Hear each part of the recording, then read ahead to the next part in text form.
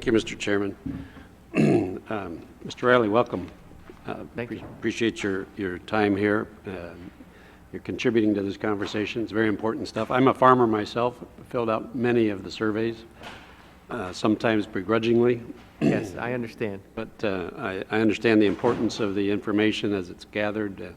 Information is power, and we need to make sure that producers in this country have good information, and so it's important stuff. That's why I'm concerned about the program overall. We want to make sure that there's confidence in it, that there's people see not only the need for it, but it's given in, or the surveys are conducted in such a way that people feel that they are being treated fairly, and not questioning the information or the use of it, but just in the manner it's secured. You know, like I tried to express at the outset, farmers are busy. Yes. As you well know, they got a million things to do before yesterday, and to sit down and fill out a survey that's going to take 30 minutes and turns out to be several hours, you don't get any money for that, and there's other things that is high on the priority list. So it's a very sensitive thing that we've got to be very careful in protecting our credibility in this. And so a couple questions.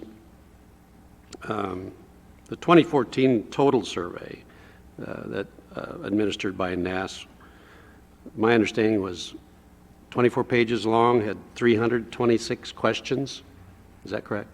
Well, that would probably have been the operator component. Yes, Okay. There's two different components, yes. So would you describe in your estimation as that questionnaire being concise, as Congress directed that it should be?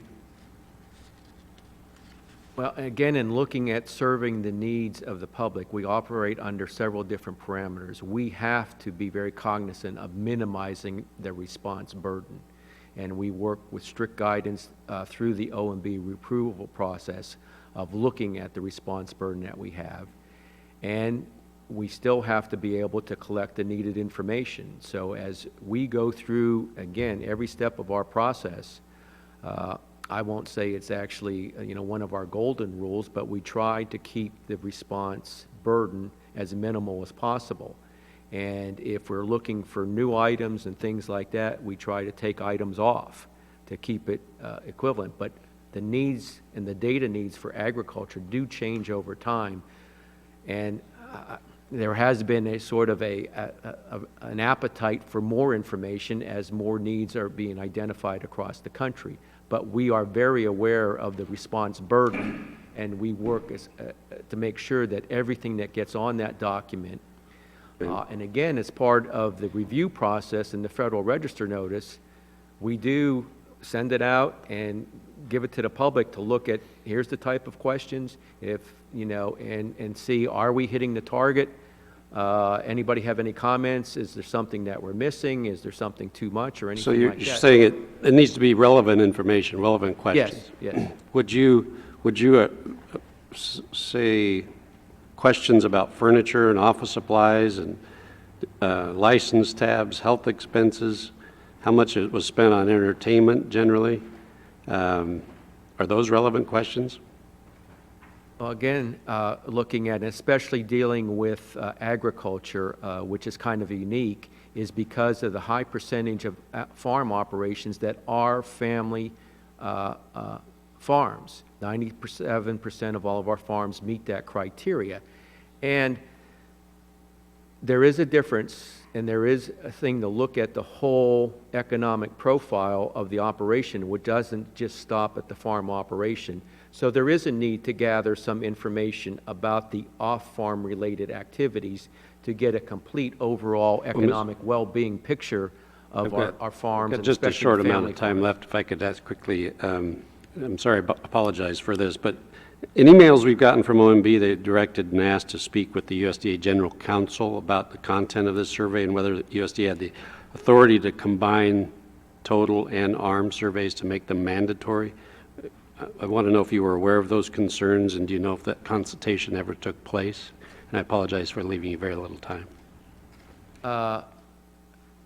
I'm not sure specifically which concerns you're talking about, but in looking at our consultation with OGC, I am in constant communication with them about various aspects of our program, and we can get back with you on any type of, what their opinion is or whatever. We've had discussions not only on this program, but other aspects of the Census of Agriculture program and the mandatory reporting over the years, and have a very strong working relationship with them.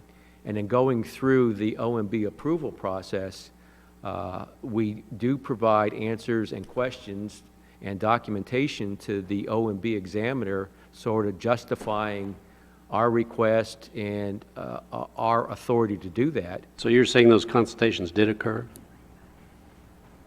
Well, on this specific program, not necessarily, but I do consult with them all the time. And we did provide, and I've had recent conversations with them on other programs under the Census of Agriculture, and we did provide some of our documentations that we had from previous conversations to the OMB examiner, and we can get any clarification for the record, if you need it, of what OGC, because again, every census follow-on that we have conducted since the transfer at the Department of Agriculture has been conducted under the mandatory reporting authority. I've gone over my time, Mr. Chairman. I appreciate your leniency.